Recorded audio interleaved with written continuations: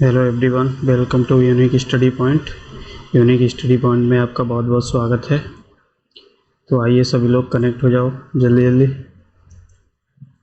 तो ये है आपकी टीडीपी की क्लास, टीडीपी, ठीक है। तो जहाँ पे आपका डिप्लोमा का पूरा सिलेबस कवर कराया जा रहा है। तो जो लोग पहली बार चैनल पे हैं, चैनल को सब्सक्राइब कर लीजिए और बेल आइकन को प्रेस कर लीजिए, जिससे कि जो भी क्लासेस आपकी चलेगी उसका नोटिफिकेशन आपको मिल जाएगा, ठीक है। तो आइए सभी लोग पहले ज्वाइन हो जाइए, अपने फ्रेंड्स को लिंक शेयर करिए सभी लोग, फिर हम लोग स्टार्ट करते हैं।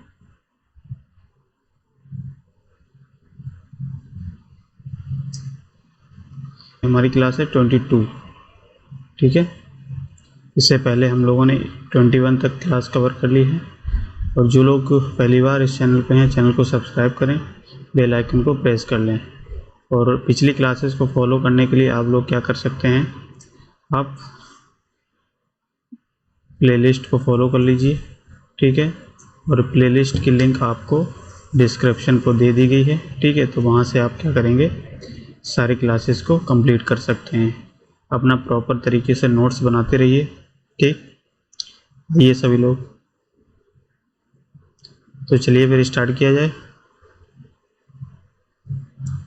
चलिए फिर स्टार्ट करते हैं। तो देखिए, पिछली क्लास में हम लोगों ने क्या पढ़ा था, एक बार रिवाइंड करा देते हैं। तो पिछली क्लास में हम लोग पढ़ रहे थे, लास्ट टॉपिक हमारा था इंडियन इलेक्ट्रिसिटी रूल्स, ठीक है। तो इंडियन इलेक्ट्रिसिटी रूल्स में हमने क्या देखा था कि आपके बहुत सारे रूल्स होते हैं जो आपको जब ओवरहेड लाइन बनानी होती है तो उसके लिए रूल्स आप लोग पढ़े होंगे, ठीक है। तो रूल्स में हमने क्या देखा था, जब भी कोई ट्रांसमिशन लाइन बनानी होती है ओवरहेड की, तो उसमें कुछ रूल्स फॉलो होते हैं जो कि इंडिया में और अदर कंट्री के लिए अलग होते हैं, ठीक है। तो इंडिया की अगर बात करें तो इंडिया के रूल्स आपको हमने बताया 3 रूल्स के, ठीक है। उनमें किस किस के बारे में बताया गया, तो वो सारी चीज़ें हम लोगों ने डिस्कस कर ली थी। तो आज हम लोग क्या करेंगे, जो आपका सैग वाला टॉपिक था, ठीक है, उस सैग वाले टॉपिक में हमने आपको ये कहा था कि न्यूमेरिकल्स आपको कराने हैं, ठीक है। अगर हम लोग उसमें न्यूमेरिकल्स को कर लेंगे, कुछ इम्पोर्टेंट न्यूमेरिकल्स, तो हमारा ये टॉपिक क्या है, कंप्लीट हो जाएगा। फिर उसके बाद हम लोग नया चैप्टर पढ़ेंगे, ठीक है, डिस्ट्रीब्यूशन का। तो चलिए फिर स्टार्ट करते हैं। तो देखिए क्वेश्चन को, पहला क्वेश्चन है, आप लोग लिखिए, सब लोग लिखना चाहे तो लिख लीजिए, नहीं तो इसका स्क्रीनशॉट भी ले सकते हैं। तो देखिए क्वेश्चन को देखते हैं हम लोग। तो देखिए आप लोगों को दिख रहा होगा क्वेश्चन। तो ये है आपका सैग का क्वेश्चन, ठीक है। अब देखिए इस क्वेश्चन को समझते हैं और वो देखते हैं कि इस क्वेश्चन में क्या पूछा गया है, ठीक है, और क्या क्या चीज़ें दी गई हैं। तो एक बार पढ़िए सभी लोग।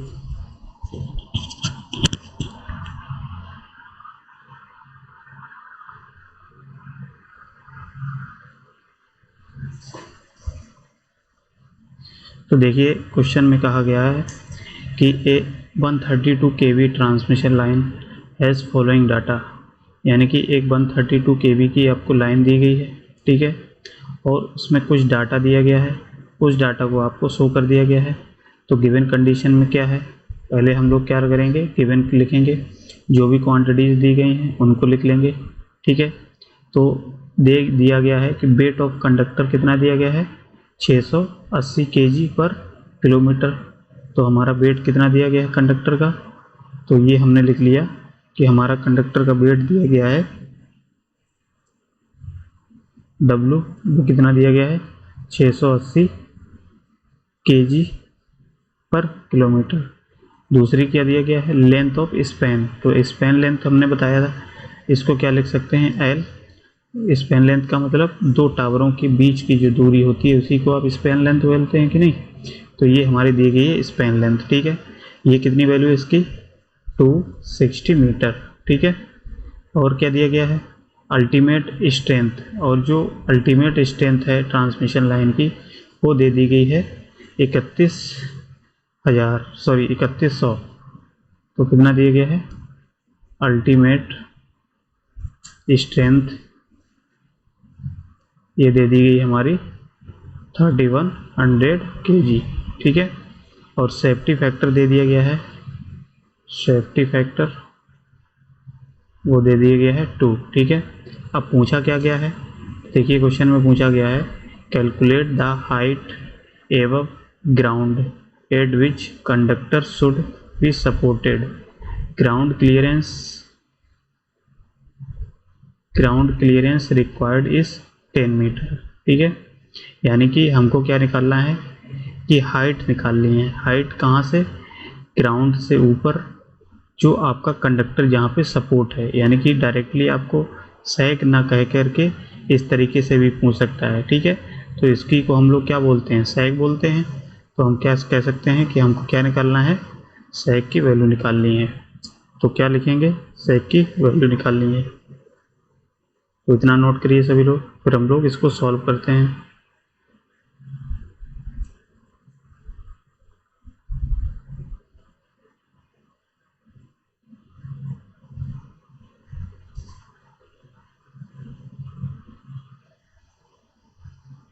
तो देखिए अब क्या करेंगे, हम जानते हैं कि सैग की जो फॉर्मूला हमने आपको ड्राइव कराया था वो क्या था, सैग इक्वल्स टू क्या होता है, WL²/80, यही हमने देखा था।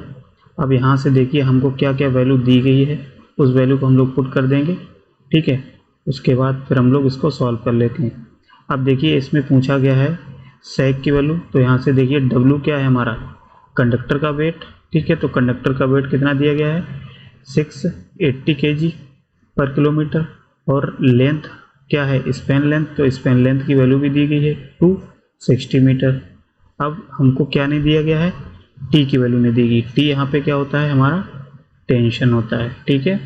यानी कि जो वर्किंग टेंशन होता है, टेंशन कह सकते हैं, वो वर्किंग टेंशन दिया गया है। अब जो है टेंशन वो कितना होगा, तो सबसे पहले तो हमको टेंशन की वैल्यू निकालनी पड़ेगी।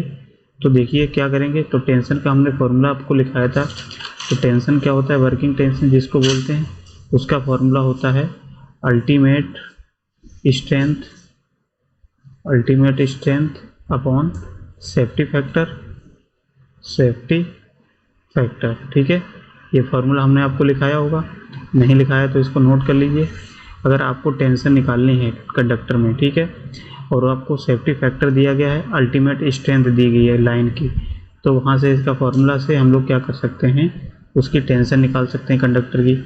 तो देखिए टेंशन क्या आ जाएगी, यहाँ से कैलकुलेट करिए, तो टी की वैल्यू क्या आ जाएगी, अल्टीमेट स्ट्रेंथ हमारी कितनी दी गई है, 3100 kg। तो 31 हमने लिख लिया, 3100 अपॉन सेफ्टी फैक्टर कितना दिया गया है, तो सेफ्टी फैक्टर हमारा दिया गया है 2। तो जब आप इसको सॉल्व करेंगे तो हमारा ये कितना आ जाएगा, 1550 kg, ठीक है। तो टेंशन कितना लग रहा है हमारा कंडक्टर पे, 1550 kg, ठीक है। तो ये क्या है, टेंशन हमने निकाल लिया। अब टेंशन, जब वर्किंग टेंशन हमने निकाल लिया तो हम क्या कर सकते हैं, सैग की वैल्यू निकाल लेंगे। तो सैग की वैल्यू क्या होगी बताइए, तो सैग की वैल्यू क्या होती है, ω/80, ठीक है। ओमेगा की वैल्यू, ओमेगा नहीं, वेट है W, ठीक है। तो W क्या है यहाँ पे, तो हमने W की वैल्यू देखी 680 kg है। बट हम सैग जो निकालते हैं, हमको पता है कि सैग हमको मीटर में निकालनी होती है, ठीक है। और मीटर में निकालने के लिए अगर हम लोग क्या करते हैं, इसको अगर मीटर में कन्वर्ट करेंगे तो इसको हम क्या लिख सकते हैं, 0.68, ठीक है, इंटू लेंथ की वैल्यू क्या दी गई है 260, तो 260 रख दिया और इसका स्क्वायर कर दिया लेंथ की, अपॉन 80। टी की वैल्यू कितनी है 1550। जब आप इसको सॉल्व करेंगे, ठीक है, तो ये कितना आ जाएगा 3.7 मीटर। यानी कि सैग कितनी होनी चाहिए, 3.7 मीटर की होनी चाहिए, ग्राउंड से सपोर्ट तक के बीच में, ठीक है। तो यहाँ से ये हमारा क्या हो गया, आंसर हो गया, ठीक। यही हमसे पूछा गया था, ये सैग की वैल्यू हो गई। लेकिन पूछा क्या गया है, हाइट एबव द ग्राउंड, यानी कि हमको ग्राउंड से उसकी हाइट देखनी है। मान लिया हमने देखा ये कंडक्टर है आपका, ये कंडक्टर है। अब ये सैग जो होता है वो क्या होता है, यही वैल्यू सैग होती है यहाँ से। तो मान लिया कि ये सपोर्ट A है, सपोर्ट B है, तो सैग की वैल्यू कितनी दी गई, यहाँ से हम कह सकते हैं ये हमने निकाल लिया कितना 3.7, और जो आपकी ग्राउंड क्लियरेंस की वैल्यू कितनी दी गई है 10 मीटर। देखिए ग्राउंड क्लियरेंस का मतलब क्या है कि यहाँ से ग्राउंड से और इस कंडक्टर के बीच की दूरी कितनी दी गई है 10 मीटर। ठीक है, अब 10 मीटर दी गई है तो हम कह सकते हैं, तो अब पूछा क्या गया है कि ग्राउंड से और जो सपोर्ट है इसके बीच की दूरी क्या होगी, तो ये पूछा गया है, यानी कि height above the ground at which conductor should be supported, जहाँ पे कंडक्टर सपोर्ट है और कंडक्टर ग्राउंड से ऊपर जहाँ कंडक्टर सपोर्ट है वहाँ तक की दूरी पूछी गई है। ठीक है, तो यहाँ से क्या करेंगे, हमको सैग की वैल्यू हमने निकाल ली। अब सैग की वैल्यू निकालने के बाद टोटल कितने निकलेगी स्ट्रेंथ बताइए। तो यहाँ से हम क्या कर सकते हैं बताइए, कंडक्टर कितनी निकलेगी आंसर इसका, 1 मिनट।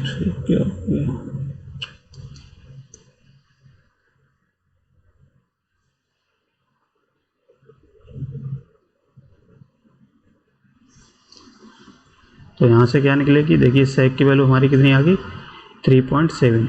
अब 3.7 में अगर हम लोग ये हाइट अगर जोड़ देते हैं ग्राउंड की क्लियरेंस, ग्राउंड क्लियरेंस हमारा कितना है 10 मीटर। तो अब यहाँ से ग्राउंड से और टावर के बीच कितनी हाइट हो जाएगी, तो 13.7 मीटर।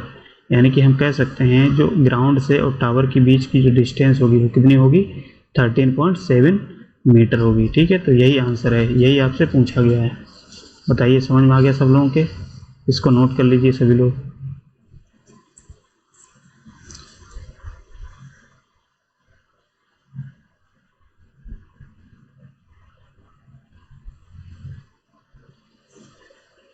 तो इस तरीके से क्वेश्चन आपको सैग से पूछे जाते हैं, या तो आपको टावर की हाइट पूछ ली जाएगी। ठीक है, टावर की हाइट के लिए हम सबसे पहले सैग की वैल्यू निकालेंगे, और टावर क्लियरेंस अगर नहीं दिया है तो क्लियरेंस तो पहली बार दिया रहेगा, वहाँ से सैग की वैल्यू निकाल लेंगे। सैग की वैल्यू निकालने के बाद जो ग्राउंड का क्लियरेंस होगा उसको हम ऐड कर देंगे, और वहाँ से हमारी टोटल हाइट निकल जाएगी टावर की। ठीक है, तो इस तरीके से ये क्वेश्चन हो जाएगा। बताइए सबके समझ में आ गया। अब देखिए नेक्स्ट क्वेश्चन है, उसको करिए आप लोग। अब देखिए नेक्स्ट क्वेश्चन दिया गया है आपको, पढ़िए इसको और समझिए क्या पूछा गया है। तो देखिए क्वेश्चन में कहा गया है a transmission line has span of 275 metre between level supports. ठीक है, यानी कि क्या कहा गया है कि जो सपोर्ट्स हैं आपके, ठीक है, उन सपोर्ट्स के बीच में जो स्पैन लेंथ है वो कितनी दी गई है। मान लीजिए ये सपोर्ट्स हैं, इस सपोर्ट्स के बीच में स्पैन लेंथ आपकी कितनी दी गई है 275 मीटर। ठीक है, तो यहाँ पे लिखिए गिवन में क्या लिखेंगे, एल क्या दिया है 275 मीटर। आगे पढ़िए, the conductor has an effective diameter of 1.96 centimetre. यानी कि जो कंडक्टर है उसकी जो इफेक्टिव डायमीटर है वो कितना दिया गया है 1.96 सेंटीमीटर। तो इसमें इफेक्टिव डायमीटर क्या हो जाएगी, D equals to 1.96 centimetre, and weight कितना दिया गया है 0.865 kg पर मीटर। और इसका जो वेट है कंडक्टर का वो कितना दिया गया है, वो दिया गया है 0.86। तो यहाँ पे क्या लिखेंगे, W इक्वल्स टू 0.865 kg पर मीटर। ठीक है, इतनी बात समझ में आ गई। अब नेक्स्ट आगे पढ़िए, it's ultimate strength is 8060 kg। ठीक है, या 8060 kg। तो अल्टीमेट स्ट्रेंथ इसका दे दिया गया है, इसको लिख लीजिए, अल्टीमेट स्ट्रेंथ इसकी वैल्यू कितनी दी है 8060 kg। If the conductor has ice coating of radius 1.27। यानी कि अब क्या कहा गया है कि जो कंडक्टर है इस कंडक्टर के ऊपर जो आइस कोटिंग हुई है, या हम कह सकते हैं जो बर्फ़ की जमी हुई है ऊपर एक तरीके से, उसकी जो थिकनेस दी गई है वो कितनी दी गई है 1.27 सेंटीमीटर। तो टी की वैल्यू यहाँ से दी गई है 1.27 सेंटीमीटर। ठीक है, आगे देखिए, subjected to a wind pressure of 3.9 gram पर centimetre square of projected area, ठीक है। यानी कि जो विंड प्रेशर है उस विंड प्रेशर की जो वेट दिया गया है, या हम कह सकते हैं जो प्रेशर दिया गया है वो कितना दिया गया है 3.9, ठीक है। तो इसको हम लिख लिए, लिखिए इसको।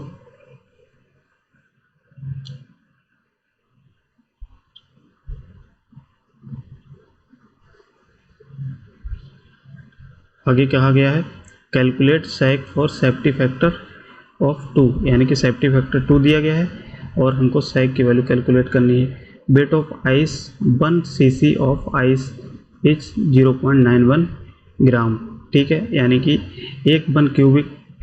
1 सेंटीमीटर क्यूबिक की जो आइस है उसका जो आपको वेट दिया गया है वो 0.91 ग्राम दिया गया है, ठीक है। अब यहाँ से हमको सैक की वैल्यू निकालनी है। तो सैक की वैल्यू निकालने के लिए हम जानते हैं वहाँ पे आपका थिकनेस हो, अगर आइस कोटिंग होती है तो उसके लिए हमने फार्मूला आपको ड्राइव कराया था। तो उसका फार्मूला क्या होता है बताइए। तो टोटल अगर आपको निकालनी है सैक की वैल्यू, तो सैक हम जानते हैं फार्मूला क्या होता है, WT/L²/8T, यही फार्मूला होगा, बताइए। अब यहाँ से जो WT है वो WT की वैल्यू कैसे निकलती है, जब आइस कोटिंग होती है तो WT की वैल्यू कैसे निकालेंगे।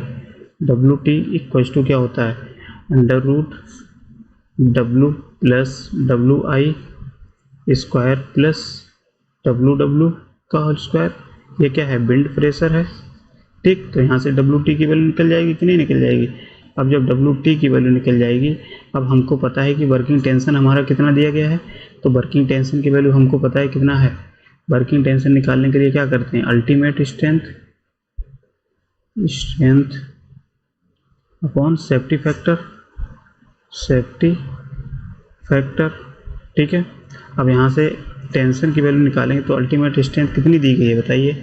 तो यहाँ से अल्टीमेट स्ट्रेंथ की वैल्यू आपको क्वेश्चन में दी गई है 8060 kg। तो 8060 kg upon ultimate safety factor कितना दिया गया है 2। तो यहाँ से 2 रखिए और इसको सॉल्व करिए, तो ये कितनी वैल्यू आ जाएगी इसकी 4030 kg, ठीक है। तो हमारा यहाँ से वर्किंग टेंशन की वैल्यू निकल के आ गई। यानी कि हमने देखा कि टी की वैल्यू हमको पता हो गई, WT की वैल्यू नहीं पता थी, WT की वैल्यू कहाँ से निकलेगी, यहाँ से निकलेगी, क्योंकि ये फार्मूला हमने आपको ड्राइव कराया है, ठीक है। तो देखिए कंडक्टर का वेट दिया गया है W, और WI भी दिया गया है। WI अब यहाँ पे नहीं दिया गया, तो WI निकालने के लिए क्या करेंगे, यानी कि जो आइस की वेट है, जो आइस कोटिंग हुई है उसका वेट निकालना पड़ेगा, ठीक है। तो उसका वेट निकालने के लिए फॉर्मूला क्या होगा, देखिए आगे। तो हम देखते हैं कि क्या होगा, volume of ice per metre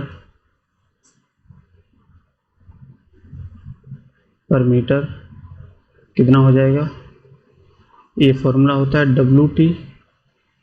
pi T plus D plus T into 100 centimetre cube, ठीक। अब यहाँ पे क्या करेंगे आप, पाई की वैल्यू रखेंगे, पाई की वैल्यू इसको 3.14 से सॉल्व करेंगे, और देखिए टी की वैल्यू कितनी है क्वेश्चन में टी की वैल्यू दी गई है आपको 1.27 सेंटीमीटर, ठीक है।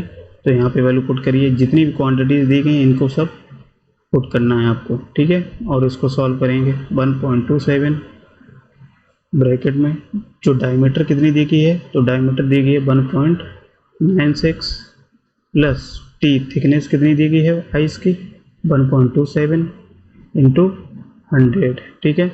इसको जब हम लोग सॉल्व करेंगे तो ये कितनी आ जाएगी वैल्यू 1288 सेंटीमीटर क्यूब, ठीक है। तो आप अपने तरीके से सॉल्व करिएगा सभी लोग, ठीक है। कैलकुलेशन क्या है आप सब लोग करेंगे। तो यहाँ से हमारी क्या आ जाएगी, WI की वैल्यू निकल के आ गई। अब जब WI की वैल्यू निकल के आ गई, हमने कहा वेट निकल के आ गया कंडक्टर आइस कोटिंग का, तो अब देखिए जो टोटल फॉर्मूला है वहाँ से आप वैल्यू पुट कर सकते हैं, ठीक है। तो चलिए पहले इतना नोट कर लीजिए एक बार।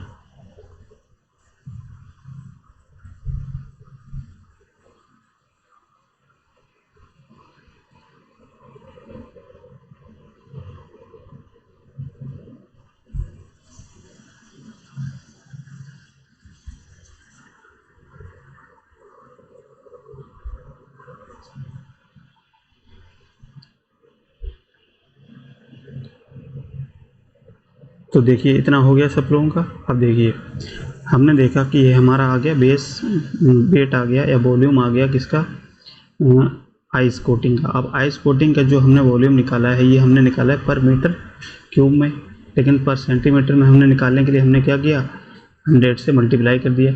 अब ये निकालने के बाद अब क्या करेंगे, लेकिन क्वेश्चन में आपको दिया गया है कि weight of 1 cc of ice is 0.9 ग्राम। ठीक है, यानी कि जो 1 ग्राम आइस है, मान लिया 1 cc ऑफ आइस जो दिया गया है वो दिया गया है 0.91 ग्राम। ठीक है, और ये हमने निकाला है कितना, और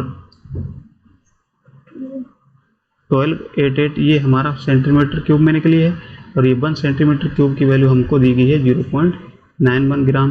तो यहाँ से क्या करेंगे, जो टोटल वैल्यू निकालेंगे तो WI की वो कितना हो जाएगा, 1288 इंटू 0.91 ग्राम में मल्टीप्लाई कर देंगे। तो यहाँ से हमारा जो टोटल निकल के आ जाएगा आइस की कोटिंग वो कितनी आ जाएगी, 1.172 kg, या kg में लिखो या ग्राम में लिखना है तो 1172 ग्राम। ठीक है, बताइए इतनी बात समझ में आई सब लोगों के। अब ये निकल के आ गया। अब हमको पता है कि हमको विंड, जो फॉर्मूले में आपको देखो कुछ क्या दिया गया है, विंड प्रेशर। तो विंड प्रेशर की वैल्यू कैसे निकलेगी, इसका भी हमने फॉर्मूला आपको बताया था, ड्राइव कराया था। तो देखिए, तो विंड प्रेशर का फॉर्मूला क्या होता है, यहाँ से आगे लिखिए सीखे, विंड प्रेशर कितना हो जाएगा, pressure into D plus 2T into 100। ठीक है, अब इसमें वैल्यू पुट करेंगे तो प्रेशर की वैल्यू हमने देखी कितनी क्वेश्चन में दी गई, 3.9। देखिए ये कितनी दी गई है, विंड प्रेशर की वैल्यू दी गई है 3.9 ग्राम। तो यहाँ से विंड प्रेशर की वैल्यू 3.9 रखेंगे, और D की वैल्यू कितनी दी गई है, जो डायमीटर है वो कितना है, 1.96 प्लस 2 इंटू 2। T क्या है, थिकनेस 1.7 इंटू 100। इसको जब आप कैलकुलेट करेंगे तो ये वैल्यू आ जाएगी आपकी 1755 ग्राम, या केजी में निकालेंगे 1.755 kg। ठीक है, तो यहाँ से हमारा क्या आ जाएगा, विंड प्रेशर, इसकी वैल्यू ये आ जाएगी, आइस की वेट ये आ जाएगा। अब यहाँ से जो है हमारा क्या निकालना था, टोटल वेट निकालना था। तो टोटल वेट कंडक्टर का कितना हो जाएगा फिर, देखिए फॉर्मूले में ये टोटल वेट निकलेगा ना, इस फॉर्मूले में पुट करिए। तो इसमें जब पुट करेंगे तो हमारी वैल्यू क्या निकल के आ जाएगी, बताइए। तो टोटल, आगे लिखो, टोटल वेट ऑफ कंडक्टर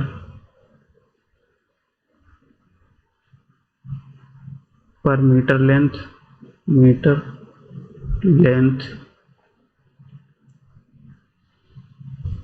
पर metre length of conductor is कितना हो जाएगा, WT इक्वल्स टू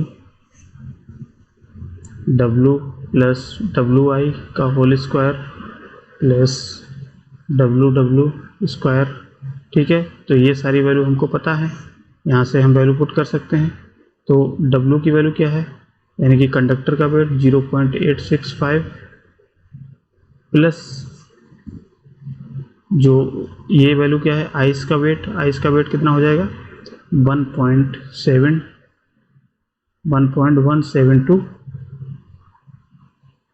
का होल स्क्वायर। इसको हम क्या कर सकते हैं, सॉल्व कर सकते हैं, प्लस WW की वैल्यू कितनी दी गई है, 1.755 का होल स्क्वायर। इसको जब आप सॉल्व करेंगे, ठीक है, तो 2.688 kg इसकी टोटल वेट निकल के आ जाएगा कंडक्टर का यहाँ से। अब ये टोटल वेट किसकी वजह से आता है, आइस की वजह से, प्लस जो विंड का प्रेशर है उसकी वजह से, प्लस जो कंडक्टर का वेट है। तो ऑलरेडी 3 चीज़ों को ऐड करने पे हमारा टोटल जो वेट है वो कंडक्टर का निकल के आ गया यहाँ से। ठीक है, अब क्या करेंगे, अब हमको WT की टोटल वेट पता लग गया, तो यहाँ से सेक की वैल्यू निकाल सकते हो कि नहीं। तो सेक का फॉर्मूला हमको पता है, सेक क्या है WT और L²/8T, ठीक है। तो WT की वैल्यू कितनी है 2.688 इंटू L²। L² क्या है स्पैन लेंथ, तो स्पैन लेंथ की वैल्यू कितनी दी गई है 275/8T। टी की वैल्यू हमने निकाली है, वर्किंग टेंशन वो कितनी निकल के आई थी 4030, ठीक है। इसको जब आप सॉल्व करेंगे तो इसकी वैल्यू जाएगी 6.3 मीटर, ठीक है। तो इसको आप लोग क्या करेंगे, समझ के कि नहीं बताइए, नहीं समझ में तो दोबारा इसको एक बार देख लीजिए दोबारा फिर से।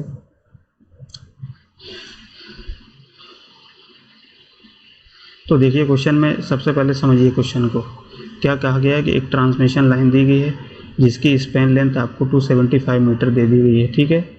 और एक कंडक्टर दिया गया है, उस कंडक्टर का जो डायमीटर है वो दे दिया गया है 1.96 सेंटीमीटर, और उस कंडक्टर का जो वेट दिया गया है वो दे दिया गया है 0.85 kg/मीटर।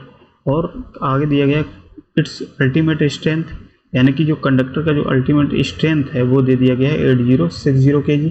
If the conductor has ice coating, यानी कि और कंडक्टर की जो आइस कोटिंग है उसकी थिकनेस दे दी गई है, यानी कि टी की वैल्यू दे दी है 1.27, और विंड प्रेशर की वैल्यू दे दी गई है 3.9 ग्राम/सेंटीमीटर²।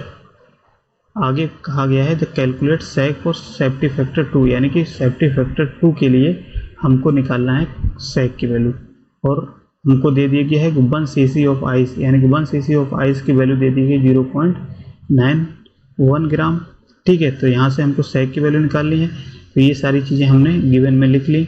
लिखने के बाद क्या करेंगे, हमको पता है कि सेक की वैल्यू क्या निकालने के लिए फॉर्मूला क्या होता है WT L²/8T, ठीक है। अब यहाँ से हमको क्या है L की वैल्यू डायरेक्ट पता है, लेकिन हमको WT की वैल्यू नहीं पता है। तो WT की वैल्यू निकालने के लिए हमको पता है कि WT का फॉर्मूला क्या होता है √W + WI² + WW², ठीक है। तो यहाँ से हमको पता है कि W क्या है हमारा कंडक्टर का वेट, तो कंडक्टर का वेट ऑलरेडी दिया गया है, लेकिन हमको आइस का वेट नहीं पता। तो आइस का वेट निकालने के लिए हमको पता है फॉर्मूला क्या होता है, तो आइस का वेट निकालेंगे। तो आइस के वेट के लिए हमको फॉर्मूला पता है क्या πT + D + 2TT × 100, ठीक है। यहाँ से हमने क्या किया आइस की वेट निकाल लिया। अब हम जानते हैं ये हमारा आइस का वेट निकल गया, लेकिन इन्होंने कहा है कि 1 cc आइस की वैल्यू इतनी दी की है, तो इतने आइस की कितनी निकलेगी, तो ये टोटल हमने निकालने के लिए इसको मल्टीप्लाई कर दिया। फिर क्या गया विंड प्रेशर निकालना है, तो विंड प्रेशर का फॉर्मूला ये होता है, यहाँ से हमने विंड प्रेशर निकाल लिया। अब विंड प्रेशर निकालने के बाद हमको पता है कि सारी क्वांटिटीज़ हमको मिल गई। सारी क्वांटिटीज मिलने के बाद हमने क्या किया फॉर्मूले में पुट कर दिया, और सारे फॉर्मूले में पुट करने के बाद हमारा टोटल वेट निकल के आ गया। जब टोटल वेट हमारा निकल के आ गया तो हम क्या करेंगे सेक की वैल्यू निकाल सकते हैं। अब यहाँ पे टी है, तो टी क्या हमारा वर्किंग टेंशन है, तो वर्किंग टेंशन निकालने के लिए फॉर्मूला हमको पता है क्या होता है ultimate strength upon safety factor. तो ये हमने क्या किया अल्टीमेट स्ट्रेंथ की यहाँ से वर्किंग टेंशन निकाल लिया यहाँ से, ठीक है। अब सारी वैल्यू हमको पता है तो उन सारी वैल्यू को फॉर्मूले में पुट कर दिया और यहाँ से हमने कैलकुलेट कर लिया सेक की वैल्यू, ठीक है। अब समझ में आ गया होगा आई थिंक सबके, बताइए कमेंट करिए। अच्छा जिसके समझ में आ गया है वो कमेंट करिए।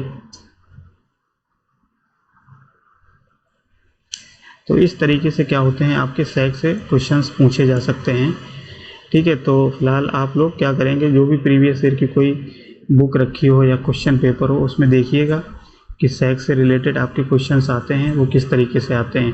तो ये अगर आपको फॉर्मूले याद हैं तो आप क्वेश्चन कर सकते हैं, अदरवाइज आप क्वेश्चन नहीं कर पाएंगे, क्योंकि ठीक है। तो चलिए फिर हम लोग क्या करते हैं, आज इतना ही रखते हैं और नेक्स्ट क्लास में क्या करेंगे एक नया चैप्टर स्टार्ट करेंगे। तो वो नया चैप्टर आपका होगा डिस्ट्रीब्यूशन सिस्टम का, ठीक है, डिस्ट्रीब्यूशन सिस्टम। ये चैप्टर हम लोग पढ़ेंगे नेक्स्ट लेक्चर में। और जो लोग क्लास नहीं कर रहे हैं उन सबको बता दो क्लास करें, ठीक है। अदरवाइज ये मान चलिए आपके लिए दिक्कत होने वाली है और कहीं ऑब्जेक्टिव टाइप के क्वेश्चन पूछ लिए गए तो आप कुछ भी नहीं कर पाएंगे, क्योंकि जब तक आप कॉन्सेप्ट नहीं पढ़ोगे तो ऑब्जेक्टिव आप रट नहीं सकते हो। तो जो लोग क्लास नहीं कर रहे उनसे बता देना 100% बैक खाओगे अगर नहीं पढ़ क्लास करोगे तो, ठीक है। तो चलिए फिर हम मिलते हैं नेक्स्ट क्लास में। तो आज के लिए बहुत बहुत धन्यवाद सभी लोगों का। ठीक है, चलिए।